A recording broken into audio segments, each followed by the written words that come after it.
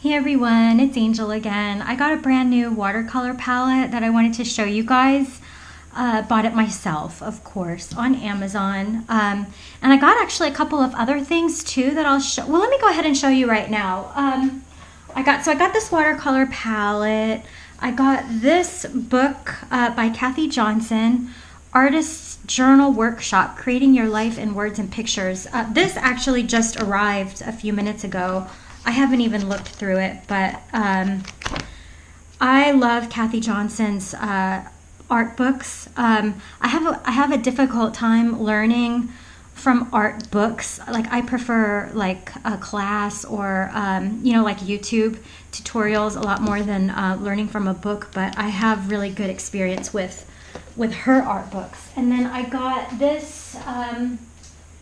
Daniel Smith watercolor ground in titanium white. I have zero experience with watercolor ground, so there's no way I could give a review on it, or at least an experienced review on it. I mean, I might tell you guys about it if there's anything that I discover that I think you might want to know, but I just thought I would pick some up because it will come in handy in my altered books, like my altered book junk journals. So, there's no like watercolor supply that I feel like I don't need. I see everything and I feel like I need everything. So, anyway, let me talk about this palette. I am so excited. This just arrived yesterday. This is the box that it came in. It said that it was the Martin Magello brand on Amazon, but when I get the box it says Fusion.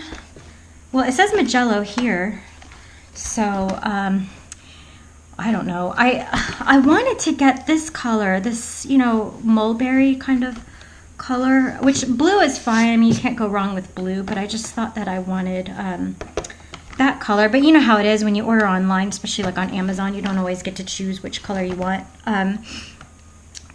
It's made in Korea, which is awesome because my best friend is half Korean. But and I love the box that it came in because you know what I'm going to do with this. I'm going to turn this into a junk journal. Yeah. So anyway, it says that it's airtight, leak-proof, airtight 18 slant watercolor palette, free removable clear tray, keeps colors fresh for weeks. Colors appear the same on both the palette and watercolor paper. I mean, obviously. Often used for oil. I don't oil paint anymore, unfortunately. It was just, I'll tell you guys why another time. But here's what it looks like when it's open. I'm so excited about it. This little tray comes off, and what I love about the fact that it's clear is that if I'm like mixing something while I'm working on something, and then I can, I can take it up and like, put it on like the piece that I'm working on to see if I really want that color there, because I'm constantly changing my mind.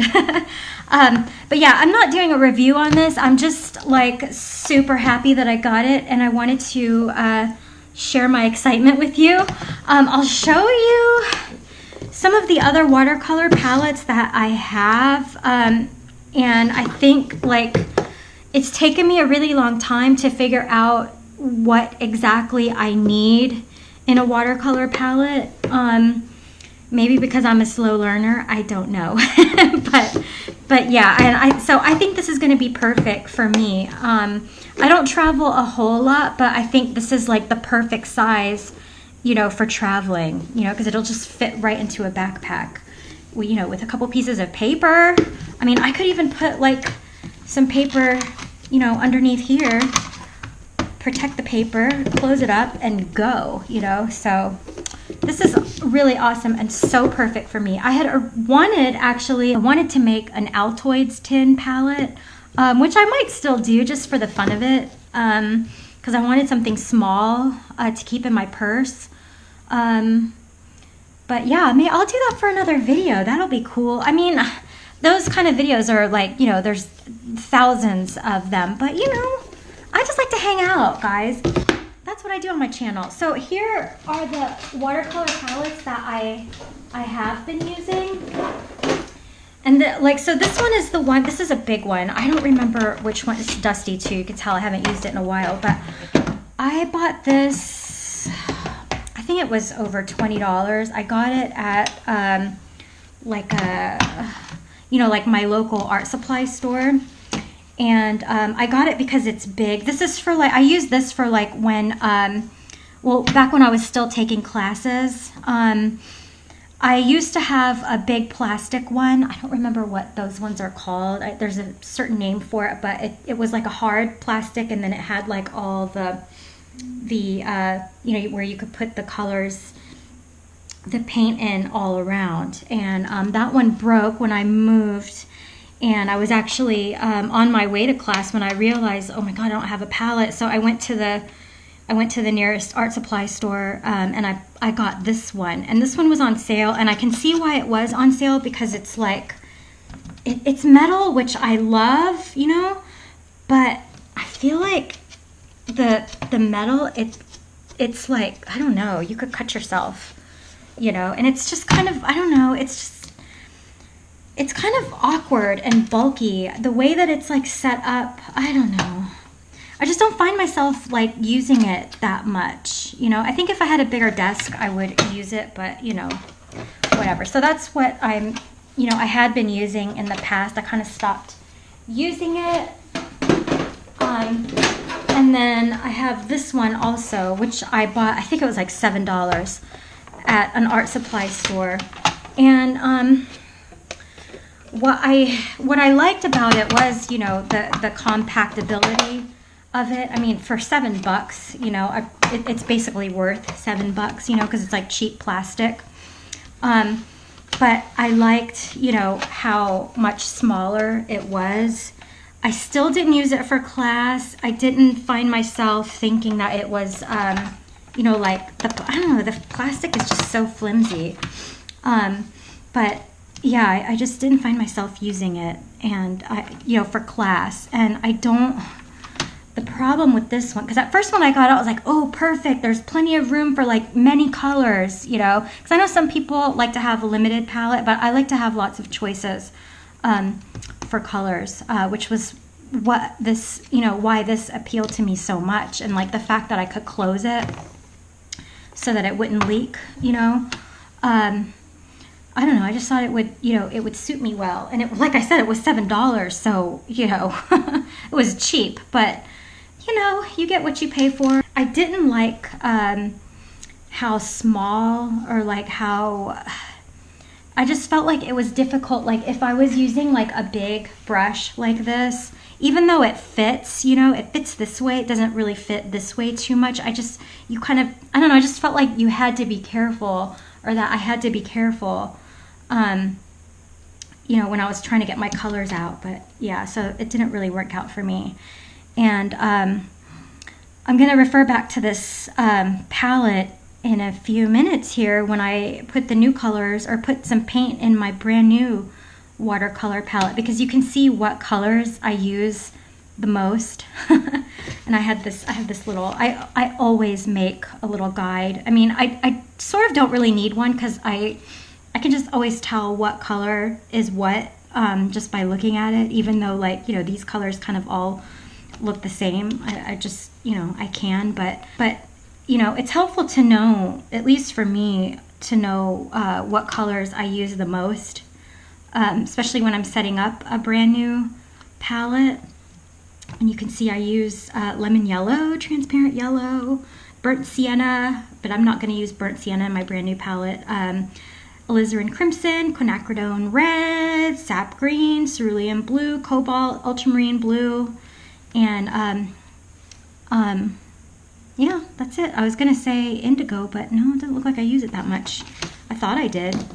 I have been into Prussian blue lately. But yeah, so I'm excited to start my new palette. Oh wait, I also have these two.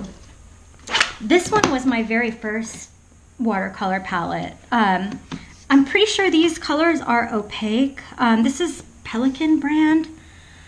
I don't remember how much I paid for it. I got this over a decade ago. I mean, you can tell I never really use them. I was actually, I like watching PBS a lot, or yeah, I was watching a watercolor show on PBS a lot, and that's kind of what got me, you know, wanting to get back into watercolors.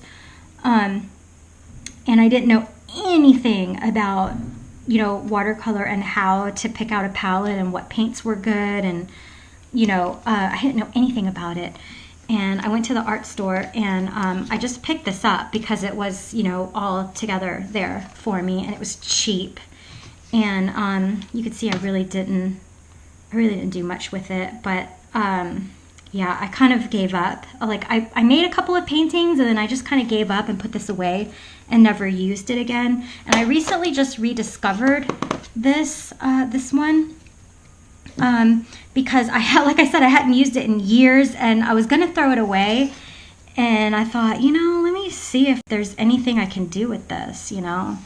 And I actually worked with it, and it's just fine. I actually would recommend this for somebody who's new.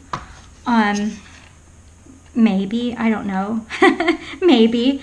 But these colors are more like opaque than anything. I don't think that makes it a gouache. I'm not sure, because I don't think they're as opaque as a gouache, but yeah. And then this one, this is like the Sketcher box, Winsor Newton Sketcher box. I got this last year, and I do kind of like it, but I am used to working with like professional grade paints now that I've been doing it for a really long time, and I can tell. I mean, it doesn't mean that these paints are no good. They're great. I mean, this is perfect for, you know, sticking in your pocket, you know, and going out and painting, but, or, you know, or traveling, but I don't know.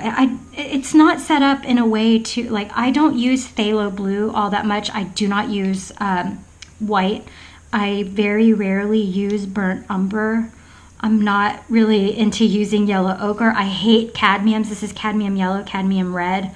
I don't like cadmiums. This is phthalo green, and I do not like it. I don't use it. I mean, I like the colors, like I like looking at them, but I don't like painting with them. I think any kind of phthalo color, it's like so staining and so like, it's such an overpowering color. And I'm kind of not really, I don't really use lemon yellow that much either anymore. Now that I've found some yellows that I like. But anyway, so those are all of my palettes. 13 minutes later, those are all of the palettes that I own. I do prefer empty ones so that I can choose my own colors. I don't like, I don't know, I don't like sets. I don't like colors pre-chosen for me. I just don't. So yeah, so hang out with me while I set this up and choose my colors, y'all.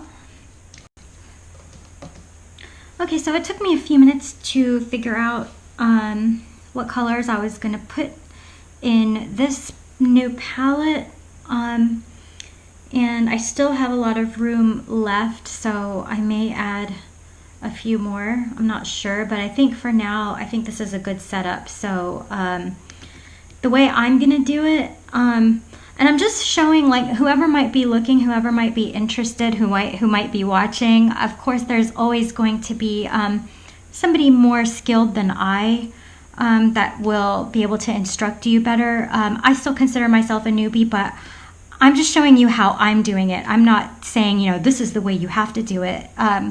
It's just taken me a long time to figure out how I like things, and I'm still learning how I like things. And, you know, do whatever you need to do. You know, don't listen to me. But this is the way I feel like this is going to be the best setup for me. So obviously, I'm going to be using this. Because I'm going to be using this palette on the side, I'll be putting my paper. You know, when I paint, I'll be putting my paper, whatever I'm working on, like on this side and working from here. So it will always be vertical. If I was going to be using it horizontally, Actually, I probably still would set it up like that, even if it was horizontal, if I was going to use it horizontal. But anyway, so all of the colors that I think I will be using the most are going to be, you know, here. And then some additional colors that I use occasionally here. I do a lot of landscapes and seascapes. Those are my favorite things to do. It's my favorite subject matter to do. And so I think this is why I use a lot of blues and greens in my palette. But yeah, so here's the way I'm going to set it up. I'm going to speed this part up while I do it, and I'll show you guys at the end what I came up with. But I also, this is like the best thing to do when you're setting up a brand new watercolor palette, is always to have like a little guide. Even if you are like me and you can always remember, you know, where, you know, what color's what, even though after they dry on the palette they look different. I mean, I can still, you know, I can still remember where it is. This is still a good tool to have when you're planning a painting and you want to decide what colors to use, because, you know, some colors don't work well with others.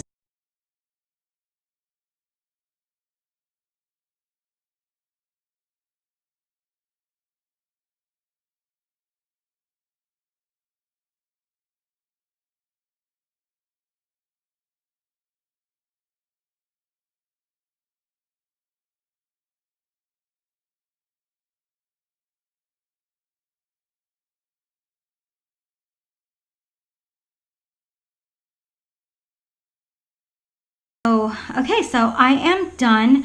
This is the way that I set it up. This is the way that that I know will work best for me in the colors that I tend to reach for more than, you know, more than any other, at least right now.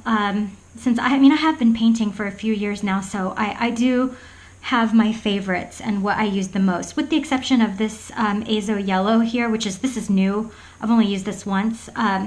These are the colors that over the years I have just used the most often. So this is what I came up with. So I put this permanent blue violet color down here. I don't use this color very often, but I do use it a lot for shadows. It is the perfect purpley shadow color, you know, like when the sun is shining, you know, a shadow isn't always gray. I mean, and even if it is truly gray, I mean, it's not a really interesting color. I used to use Payne's gray a lot for shadows, but I don't know, I just think it just looks more interesting to use this purpley color. So it's permanent blue violet. It's the Van Gogh brand. I bought it on sale at Michael's a long time ago, and this is such a good brand. I like this brand a lot. So I have quinacridone red, alizarin crimson, my very favorite neutral, quinacridone rust, cerulean blue, which is another wonderful color that I use all the time, French ultramarine blue. I don't know the difference between regular ultramarine blue and French ultramarine. You know, if you happen to know, please let me know in the comments below, because I have no clue. Sap green, and then my brand new azo yellow, which I love. I've only used it once, but I love it. Deep green. This came in like a student set that I got a long time ago, Royal Langnickel. And I still kind of use it. I mean, I don't use it a lot, but I feel like it makes a good sea green color. Olive green, which I haven't really used much in the past, but I would like to use. Prussian blue, which I've been using a lot lately, and then cobalt blue, which is, you know, your classic watercolorist traditional color. I mean, you can see that I left a few of these wells empty so that I could add, you know, as I need later on. Just because, you know, we're kind of in the spring, summer. I'm not really like a seasonal artist. I don't really follow seasons. But I do want to try to paint, you know, new subject matters. I paint a lot of landscapes and seascapes. That's my favorite thing, you know, landscapes, seascapes, old boats, old barns, old buildings, you know, things like that. That's what I love to paint. But I don't know, I don't enjoy painting flowers too much and still lifes, but I feel like because I'm not into it too much, I should kind of push myself into trying to do that. I don't know, it's just something that I've been thinking that I should do. So this little map, color map here, is the perfect tool when you're setting up a new palette. It's always good to do something like this so you can always, you know, remember what colors what, and you know, of course I'm going to write it down. This is such a good tool to have for when you're planning out a painting, because then you can like physically see what the color looks like when it's dry, and you can figure out, you know, do I want this? Do I want that one? Is it going to work well with this color? Is it going to work well with that color? And so this is just something that I always do anyway, you know, and I don't know, and it's kind of an exciting thing. It kind of like, it completes the project.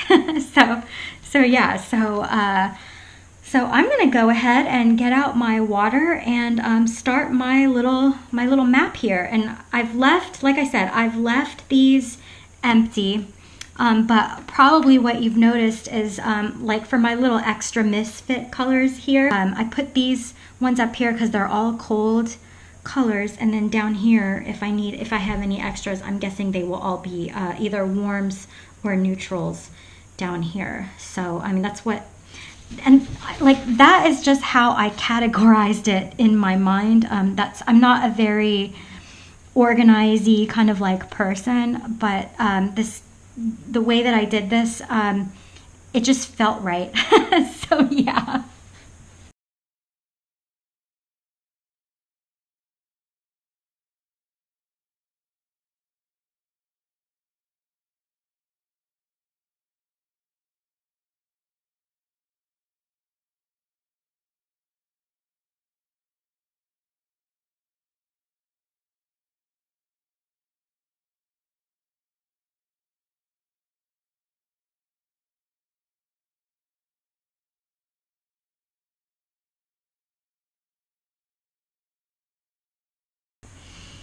Okay, yay, so I'm done. I have my little map here, my little palette guide here ready. I'm ready to paint now, and I can't wait to paint something. I love my brand new palette. I can't wait to try it out. If you like videos like this, I hope that you'll give me a like and subscribe if you haven't already. If there's anything on this channel at all you'd like to see, please let me know. I'm happy to do it. Thank you so much for hanging out with me while I did this, all two of you who watch my channel, you know, but thank you to the two of you who watch my channel. It makes me feel really, it helps me in my thinking. It helps me in my process to think out loud and to talk out loud. And it keeps me kind of on task because because I'm recording, I know I have to sort of stay on task. So thank you for hanging out with me. And I'm also really new in my town. I don't know anybody, and so it does make me feel a little less lonely to feel like I have somebody to talk to, even if it's on camera. But yeah, so I've got a lot of really great things coming up soon. I'm going to an estate sale this weekend. I'm going to try to bring you guys along for another installment of Ephemera Hunt. That's going to be fun. And yeah, I've got some really cool things planned. I wanted to paint outside today. I wanted to do an outside video today, but it's the story of my life. The lot behind our house, somebody bought it, and they're building on it, and so it's loud. They're clearing out all of the the trees and bushes and stuff. And so all I can hear is, mowers and wood chippers and whatever machinery they're using next door. But yeah, so that's what's going on. Hope you enjoyed this video, and I hope to see you again really soon. Until then, take care, and see you in the next video. Bye-bye.